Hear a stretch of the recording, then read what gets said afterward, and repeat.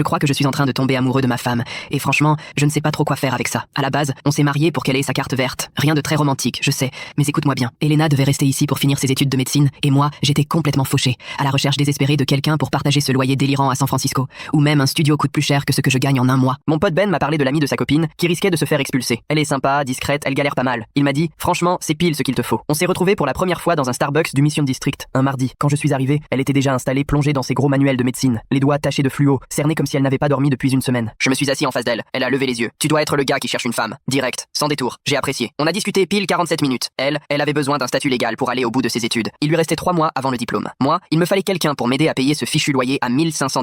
Il a donc fallu qu'on fasse croire à l'immigration que c'était du sérieux. Son casier était vierge, mon dossier de crédit impeccable. 2 inconnus qui signent pour une vie d'adulte. Le mariage, ça s'est résumé à nous deux. 2 témoins à la mairie un jeudi matin. J'ai sorti ma seule belle chemise. Elle était en robe blanche toute simple, étiquette encore accrochée, achetée à la va-vite chez Target. On s'est passé des alliances cheap, pris un selfie gênant pour le dossier, puis on s'est serré la main comme si c'était une simple affaire. À l'appart, on est vite devenus les rois de la cohabitation polie. Elle a transformé le salon en forteresse de révision médicale. Moi, j'enchaînais les doubles shifts dans une start-up. Je rentrais crevé alors qu'elle révisait encore. On se croisait à peine dans la micro-cuisine. Un salut rapide, une chorégraphie millimétrée autour de la cafetière. 6 mois à vivre comme les colocataires les plus courtois de la planète. Elle bossait 18 heures par jour à coups de nouilles instantanées et de café. Je faisais 70 heures semaine pour prouver ma valeur à une boîte où les développeurs sont traités comme des filtres à café. On avait trouvé une routine d'évitement qui, contre toute attente, fonctionnait. Elle me laissait parfois des restes dans le frigo. Moi, je découvrais que mon lait préféré ne manquait jamais, sans rien demander. Et puis, il y a eu le coup de fil en pleine nuit. Grosse crise cardiaque de mon père. Ma sœur était en larmes et j'ai à peine compris ce qu'elle disait. Juste qu'il fallait que je rentre à Chicago tout de suite. Je me suis effondré dans l'entrée, le téléphone à la main, incapable d'émettre un son cohérent. Elena m'a retrouvé là, 20 minutes plus tard en rentrant de la bibliothèque. Pas une question, pas un commentaire sur ma tête d'enterrement. Elle s'est juste assise à côté de moi et m'a pris la main pendant que je craquais. Elle dessinait de petits cercles avec son pouce pendant que j'essayais d'expliquer, entre 2 sanglots, que mon père pouvait y passer et que je n'avais même pas de quoi payer l'avion pour y aller. À 4h du matin, elle m'a embarqué dans sa vieille Honda, direction l'aéroport. Elle est restée avec moi jusqu'à l'embarquement et juste avant que je passe la sécurité,